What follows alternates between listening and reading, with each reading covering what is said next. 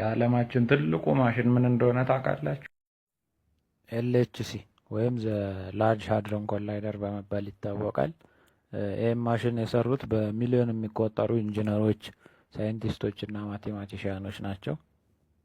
ይሄ ማሽን ጄኔቫ ስዊዘርላንድ መሬት ውስጥ ነው የሚገኘው።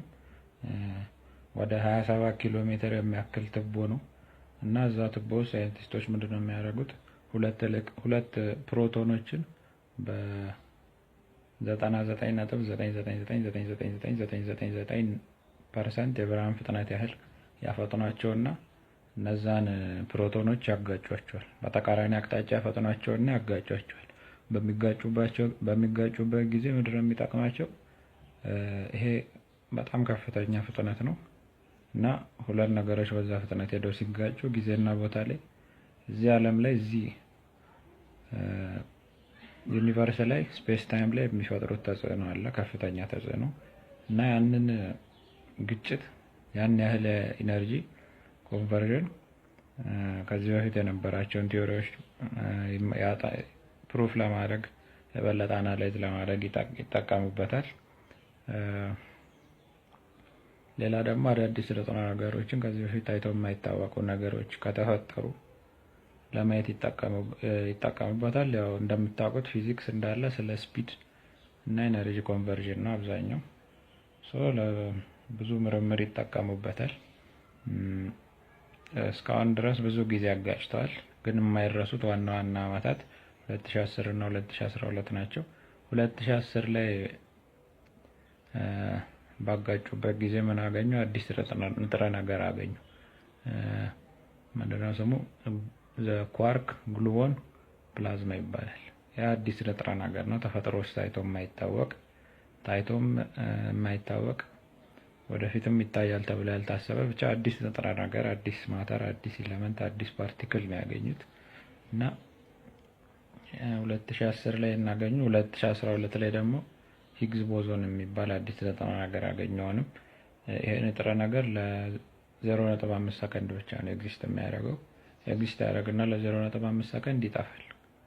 ለዚህ ሰከንድ ብቻ ኤግዚስት የሚያደርግ አዲስ ንጥረ ነገርን አገኙ 2012 ላይ እና ወደፊት ደግሞ ከዚህ የበለጠ ኃይል ያለው ማግኔቶቹ የበለጠ ኃይል ያላቸው የበለጠ ቀዝቃዛ እና የበለጠ ሳይዝ ያለው እና ፕሮቶኖችን በበለጠ ፍጥነት ሊያሽከረክር የሚችል ፓርቲክል አክሰለሬተር እየሰሩ ይገኛሉ። የተሰርቶ ሲያልቅ ምን ለማግኘት ነው ሀሳባቸው?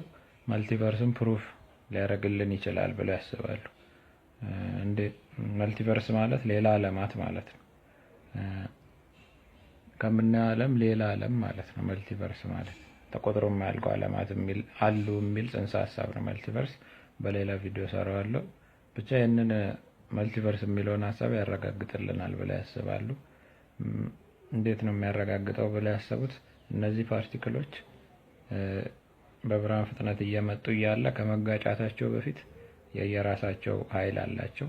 ለምሳሌ ይሄ የየራሳቸው ካይናቲክ ኢነርጂ አላቸው። ለምሳሌ 50 ጁል አለ፣ 50 ጁል አለው ብንል ከመጋጨታቸው በፊት ሁለቱም 50 ጁል አንድ ላይ 100 ጁል አላቸው እና ከተጋጩ በኋላ ያ ካይናቲክ ኢነርጂ ወደ ላይት፣ ሂት፣ ሳውንድ ኢነርጂ ይቀየራል እና ያ ኢነርጂ እንደምታውቁት አይፈጠርም፣ አይጠፋም። ስለዚህ ግዴታ 100% ወደዛ ይቀየራል። ወደ ያ 100 ጁል ካይናቲክ ኢነርጂ ወደ 100 ጁል ላይት፣ ሳውንድ፣ ሂት ኢነርጂ ይቀየራል ማለት ነው እና እነሱ ሀሳባቸው ምንድነው? ካልተቀየረ ከጨመረ ከተጋጩ በኋላ ያ ኢነርጂ ከጨመረ ወይ ካነሰ ኢነርጂ ከሆነ ቦታ እየመጣ ነው ማለት ነው። ምክንያቱም እንደምናውቀው ኢነርጂ አይፈጠርም፣ አይጠፋም። ስለዚህ እዛ ጋር በሚጋጩበት ጊዜ የኢነርጂ ከጨመረ ከሌላ ዩኒቨርስ ጊዜና ቦታው ላይ ተጽዕኖ ስለሚኖረው የፍጥነት ከሌላ ዩኒቨርስ እየመጣ ወይ ከዚህ ዩኒቨርስ ወደዛ እየሄደ ነው ማለት ነው። ያ ኢነርጂው ከጨመረ ወይ ካነሰ እና ይህንን ዲቴክት አሽከርክሮም ዲቴክት የሚያደርግ ማድረግ የሚችል ፕሪሳይስሊ ማድረግ የሚችል ማሽን አሁን እየሰሩ ነው ያሉት። ተሰርቶ ሲያልቅ መልቲቨርስን ፕሩፍ ያደርግልናል ብለው ያስባሉ። አንዳንድ ሳይንቲስቶች ፍርሃት አላቸው። ከዚህ የበለጠ ማሽን ሲሰራ እነዚህን ፓርቲክሎች በበለጠ ፍጥነት ስናጋጭ ብዙ ነገር ሊፈጠር ይችላል ብለው ይፈራሉ። ለምሳሌ ሁለቱን ልንገራችሁ። የመጀመሪያው ብላክ ሆል ሊፈጠር ይችላል ብለው ይፈራሉ አንዳንድ ሳይንቲስቶች።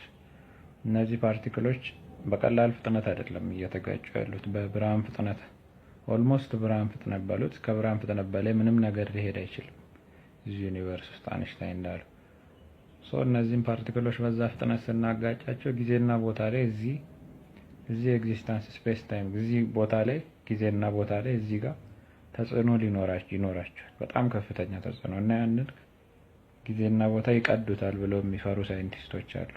ጊዜና ቦታ ከተቀደደ ያው ምን እንደሚፈጠር ታውቃላችሁ። ብላክ ሆል ወይም በእኛ አማርኛ መጽሐፍት ላይ በርባኖስ የሚባለው ብላክ ሆልን ሊፈጠር ይችላል ብለው የሚፈሩ ሳይንቲስቶች አሉ። ሌላኛው ፍርሃት ምንድነው?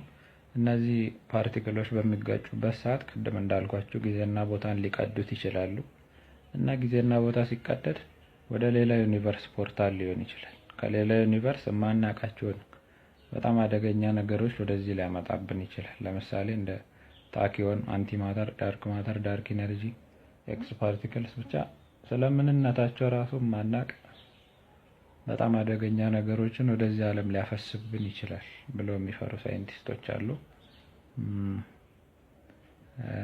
እንዲህ አይነት ቪዲዮ ስሰራ እንዳያመልጣችሁ ፎሎ አድርጉ። ሀሳቡን እንደተረዳችሁት ተስፋ አደርጋለሁ። ፒስ